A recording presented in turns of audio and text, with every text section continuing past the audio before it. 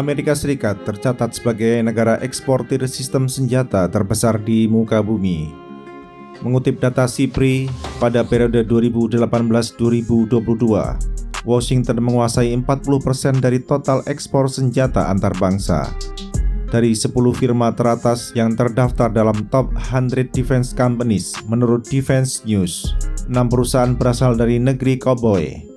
Data SIPRI maupun data Defense News menunjukkan bahwa industri pertahanan Paman Sam sudah sangat matang sekaligus mendemonstrasikan bahwa industri pendukung dan industri dasar yang mendukung kinerja industri pertahanan tersebut sangat kuat.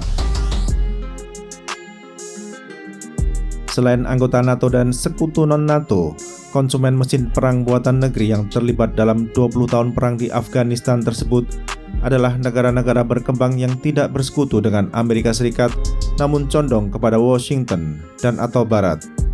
Runtuhnya Uni Soviet yang disusul dengan perluasan keanggotaan NATO memberikan perluasan pasar pada produk sistem senjata Amerika Serikat. Begitu pula dengan invasi Rusia ke Ukraina yang mempersembahkan peluang politik dan bisnis bagi beragam produk pertahanan Om Sam ke negara-negara yang sebelumnya memakai produk pertahanan asal negeri kelahiran Yevgeny Primakov. Hanya sedikit negara di dunia yang tidak menggunakan peralatan perang keluaran Amerika Serikat, baik karena berseberangan secara politik seperti Cina dan Rusia, maupun karena mempunyai tingkat kemandirian yang mapan seperti Prancis. Ekspor sistem senjata asal negeri Kim Basinger selalu terkait dengan kebijakan luar negeri, di mana keduanya diabdikan bagi mempromosikan dan mengamankan kepentingan nasional Amerika Serikat. Demi kepentingan nasional, Washington cukup sering dipandang hipokrit oleh negara-negara lain atau lembaga-lembaga antar bangsa. Misalnya adalah dukungan Amerika Serikat terhadap Jenderal Augusto Pinochet yang melakukan kudeta terhadap Presiden Salvador Allende guna mencegah Chile jatuh menjadi negara komunis. Begitu pula dengan dukungan tanpa reserve Washington kepada Tel Aviv dalam isu Palestina dan relasi Arab-Israel. Kebijakan Amerika Serikat dalam ekspor senjata terkadang membuat pusing negara-negara berkembang, khususnya bagi negara berkembang yang tidak secara resmi bersekutu dengan Washington. Sebab banyak pertimbangan yang dilakukan oleh negara yang hingga hari ini masih dihantui oleh isu rasial tersebut untuk menerbitkan lisensi ekspor. Di samping itu, Amerika Serikat menerapkan pula kontrol yang ketat terhadap mesin perang yang sudah dibeli oleh negara lain, seperti program Blue Lantern dan Golden Sentry yang dilaksanakan oleh Foggy Bottom. Blue Lantern berlaku bagi akuisisi oleh negara asing yang memakai skema Direct Commercial Sales atau DCS, sedangkan Golden Sentry ditujukan untuk pembelian oleh negara sahabat yang menggunakan skema Foreign Military Sales atau FMS. Sesuai dengan The Arms Control Act, Departemen Luar Negeri dapat melakukan inspeksi ke negara-negara importir mesin perang karya anak bangsa Amerika Serikat. Aktivitas demikian dinamakan sebagai End-Use Monitoring dalam bentuk inspeksi antara lain yaitu lawatan ke fasilitas-fasilitas militer di mana produk pertahanan UASAM disimpan. Lewat kegiatan tersebut, Foggy Bottom ingin memastikan bahwa mesin perang yang didatangkan dari Amerika Serikat harus diperlakukan sesuai dengan kesepakatan transfer yang ditandatangani oleh negara pembeli seperti standar penyimpanan, keamanan fasilitas penyimpanan. Tidak ada perbedaan jumlah antara laporan negara pengguna dan data yang dimiliki oleh Washington dan lain sebagainya. Sejak dahulu Washington tidak ingin produk pertahanan yang diekspor ke luar negeri digunakan secara serampangan oleh negeri importir. Hal demikian tercantum dalam perjanjian transfer senjata yang disetujui oleh negeri koboi dan negeri importir senjata.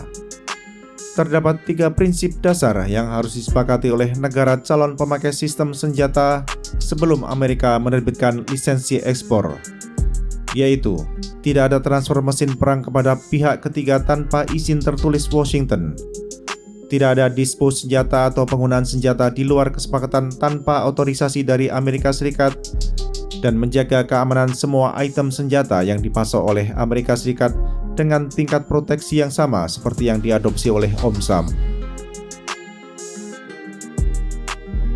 Dalam urusan transfer sistem senjata dari Amerika Serikat ke negara penerima, proses yang terjadi bukan sebatas jual beli mesin perang saja. Tidak dikenal istilah beli putus dalam ikhwal akuisisi senjata dari negeri yang gagal dalam Operation Eagle Claw tersebut. Washington akan terus memberikan perhatian terhadap peralatan perang yang telah dijual ke negara lain, baik dalam urusan penggunaan, pemeliharaan maupun penghapusan alias disposal. Perhatian dalam ihwal pemakaian inilah yang terkadang membuat negara importir tidak nyaman, sebab merasa dibatasi atau merasa telah membeli sistem senjata itu dari UASAM. Penting untuk diketahui bahwa negara penerima mesin perang buatan Washington telah menyepakati syarat dan ketentuan tentang penggunaan sistem senjata yang akan dipasok oleh Amerika Serikat saat negara calon operator setuju menandatangani kontrak pengadaan. Secara garis besar, peralatan pertahanan yang disuplai oleh Amerika Serikat tidak boleh dipakai untuk menghadapi ancaman keamanan internal kecuali ada izin dari Washington.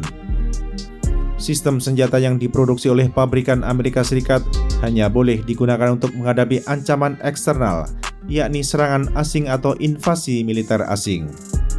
Bahkan saat suatu negara hendak menggunakan sistem senjata tertentu buat menangkis serangan asing, otorisasi dari Pentagon dan Foggy Bottom tetap diperlukan. Di antara penyebabnya, karena OMSAM tidak ingin negara pemakai senjata made in USA melakukan serangan ke negara lain atau memicu perang tanpa alasan yang legitimate di mata Washington. Sebagai ilustrasi, Washington tidak mau Taipei trigger happy terhadap Beijing, sehingga untuk aktivasi rudal AIM-120 MRAM memerlukan launch code yang hanya dipegang oleh Amerika Serikat. Tanpa pemberian launch code oleh UASAM, negeri kelahiran Boboho tidak dapat meluncurkan senjata berpandu keluaran Raytheon Technologies tersebut dari armada F-16. Selain Taiwan dan Chili, diduga beberapa negara operator AIM-120 juga mendapatkan perlakuan yang sama dari Amerika Serikat. Terkait dengan ihwal penghapusan atau disposal peralatan perang produksi Amerika Serikat oleh negara pemakai harus mendapatkan izin terlebih dahulu dari Washington. Sehingga upaya menjadikan F-16C nomor registrasi TS-1643 sebagai monumen memerlukan proses yang panjang yang melibatkan Pentagon, Foggy Bottom, Medan Merdeka Barat, dan Cilangkap. Singkatnya, UASAM harus mengetahui penghapusan sistem senjata buatannya dan mau diapakan mesin perang tersebut setelah dihapus. Jangan berharap bekas mesin perang asal Washington teronggok begitu saja dan bebas dijarah oleh semua orang, kecuali apabila hal demikian terjadi di negara yang bermusuhan dengan negeri yang terus berdebat soal Second Amendment itu. Pemeliharaan peralatan pertahanan yang dijual OMSAM pun mendapatkan perhatian, di mana negara penerima transfer senjata harus melaksanakan pemeliharaan sesuai dengan standar yang dianut oleh Amerika Serikat. Kalau negara pembeli tidak mempunyai uang tunai untuk membeli suku cadang, UASAM dengan senang hati menyediakan skema FMS guna membeli suku cadang. Negeri asal New Kids on the Block juga menyediakan skema FMS untuk mendatangkan kontraktor pertahanan Amerika Serikat guna memberikan asistensi teknis pemeliharaan mesin perang yang dipasok oleh Washington. Dengan kata lain, selama negara importer tidak melanggar syarat dan ketentuan pengadaan sistem senjata yang telah disepakati atau tidak dikenai sanksi embargo, Amerika Serikat akan selalu membantu pemeliharaan mesin perang buatannya. Tidak dapat dipungkiri bahwa pengadaan, operasional, dan penghapusan sistem senjata karya anak bangsa Amerika Serikat memang berbeda dengan mesin perang buatan negara lain.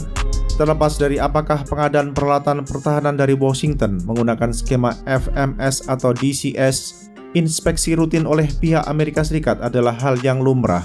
Pemakaian sistem senjata tersebut pun harus sesuai dengan syarat dan ketentuan yang telah disepakati sebelumnya, seperti tidak boleh digunakan bagi keamanan internal. Pengadaan, operasional, dan penghapusan mesin perang dari negeri asal Burt Reynolds memang rumit. Akan tetapi, di sisi lain tidak banyak negara yang dapat say no dan tidak tergoda untuk mengakuisisi berbagai peralatan pertahanan canggih dari Washington.